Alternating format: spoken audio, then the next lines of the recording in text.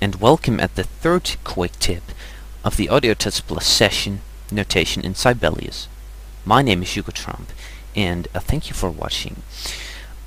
This time we're going to talk about layout and printing in Sibelius, because obviously when you have notated a score for an orchestra or your band or something else for special projects or something, you of course want to be able to make a nice layout and to print it properly, because that is also quite important. Now, as an example, I'm going to use a score that I have recently created for an orchestra. It's called Of Honor and Glory. It's a kind of epic name. It's also quite an epic piece. Contains different techniques, different expressions like espressivo, really expressive should it be, BPM recorded with metronome so that I could add electronic elements on top of it later, string techniques, things like that. So the first thing that I'm going to show you is the different parts. So we've also taken a look at the different parts in the in Quick Tip 2, where we imported MIDI data from Cubase into Sibelius. But I just want to get into it to so that you have that in mind. It is very important for an orchestra session and also for a band to print different parts, because obviously the violins want to be able to only have a sheet on which they will have their own notes rather than just this whole score. So what you can simply do is go to the different parts of, in this case, the violin 1. So that is pretty handy. Now, how are we going to print all the different parts? Very simple. Go to File, where it is, Print All Parts, right there. Now you can just choose between different options. You can add a date and time, a border, crop marks, and you can view the menu options, and you can print it in color. Now you can substitute the lines, the braces, the arpeggios, the glissandos, symbols, also the format. You can fit it to paper, to scale it. You can even scale it down or up. You can obviously select your printer, but as I'm not connected to a printer right now, I cannot print. So then you are basically printing all the parts, but not the full score itself, and therefore what you've got to do is go to File, Print. Now again, you can choose a page range, pages, let's see, 1 to 7, something like that. You can just choose all pages. You can even make copies for the producer and the, let's say, audio management or something like that. So you can actually make copies. Again, the same things like the date and the time. Pretty obvious. Now, what you can also do is you can choose Layout, then Document Setup. And this is pretty much a preview of all your pages and how they are going to be printed. Now you can choose between different page sizes. You can choose between millimeters and inches, by the way, for different countries. And a lot of film scores are actually being printed on A3 paper, and you can see that now a lot of more music is printed on one page. In fact, we've only got 1, 2, 3 pages. Now as I choose Bend, you can see it's only very small, and we're pretty much having, well, I don't know, 10 pages or even more. So the band only gives room for, let's say, 4 or 5 instruments, and this can be used for if you really have a band. They can just notate the voice, maybe the guitar, the drums, the percussion, and the bass, something like that, so that you get everything a little bit bigger. Now I'm just going to choose A4. You can also change to rotate the paper so that you will have it like this, which is also quite handy. But this way you can bind everything together and create some kind of booklet. So I would certainly suggest doing this. Now page margins, you can do mirrored, different. You can choose between different margins. Pretty obvious. I do not know everything about printing, but this should be fine. So you can also create a title page, and that is pretty easy. Just right mouse button, title page. Now the title is Of Honor. How do you spell that? Like that. And Glory. by me. There you can include the part name, full score, and obviously this would be the piano if I would create a title page for the piano. So that is also pretty handy. Obviously what you can do is move around different bars.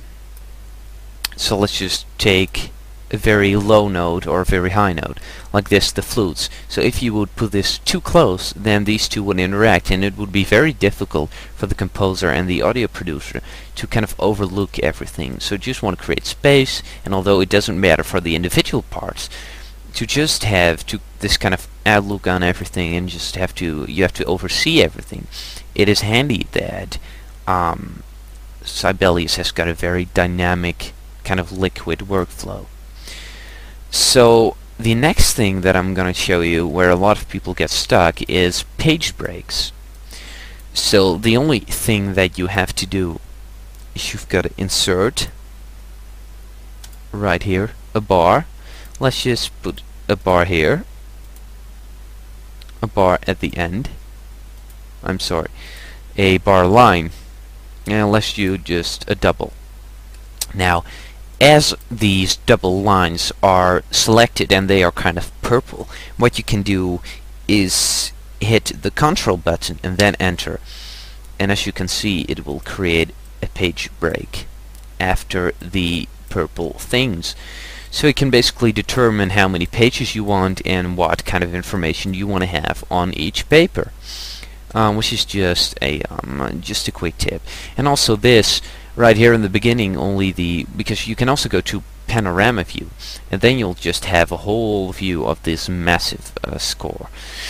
And as you can see, only in the beginning the horn, the violins, and the piano, where is it? Right there, are playing. So as we go to the normal printing view, you can see that it only has the piano and the horn, also the clogs and the violins, and then it adds this kind of page break here, so that it continues here, rather than also then displaying these instruments which don't play anything. So this is basically saving space for the paper, which is also environmental friendly. But that's just another advantage. It's not really the goal. The goal is efficiency, and this is where notation is all about. You want notation to be as easy as possible for the musicians to interpretate, because you can go ahead and create all sorts of difficult things like glissandi, though it's quite common. You know, just kind of unusual things, like very unusual. Let's go to symbols here. Keyboard, well, pedal is obviously normal, but just very strange keys and stuff. You just want to write music and then make it as easy as possible to let it be performed by the people who can actually play the instrument. That's the final goal, to make it as easy and efficient as possible. And now the last thing that I'm going to show you, this is a shorter quick tip than the others, though it is quite important, I'm going to show the house styles. So what we can now do is go to house styles and then import different house styles. So house styles are basically fonts, music fonts. So we can do Keyboard Helsinki, which uses the Georgia font, the Keyboard Opus, the larger notes. And what you can do is you can define whether you want also the clefs and the symbols and the text to be in that certain style. Right now, let's just see how this style looks. It looks pretty much like our old style, though something has changed. Let's just, this one is quite different, I think. Yeah. So you can see that we've got different fonts, different titles. Well, I actually pretty much like this title, though I really don't like the key signatures here. And the notes, they are pretty not readable. So you can just choose between different house styles and standard ones like this. This one is actually very good readable. This is an Arial font, pretty clear.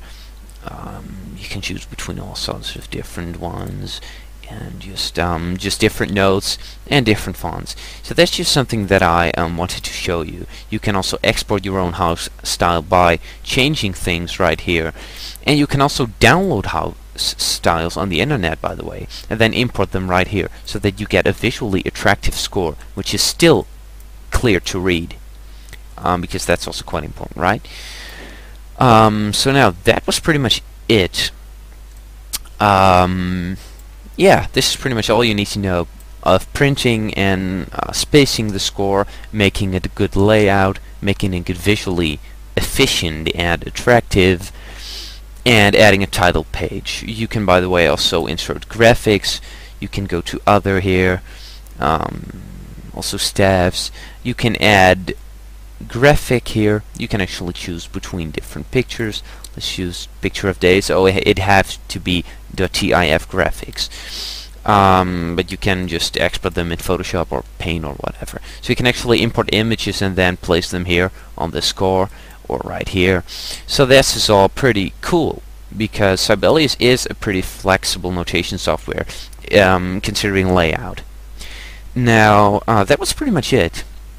I want to thank you for watching, and I also want to invite you for the next quick tip, which will be working with ideas. So ideas is actually a special section within Sibelius. It is right here, and it allows you to be very creative and efficient and also very dynamic, but we'll talk about that in the next quick tip on audiotutsplus.com. So again, thank you for watching. My name is Hugo Trump, and I'll see you next time.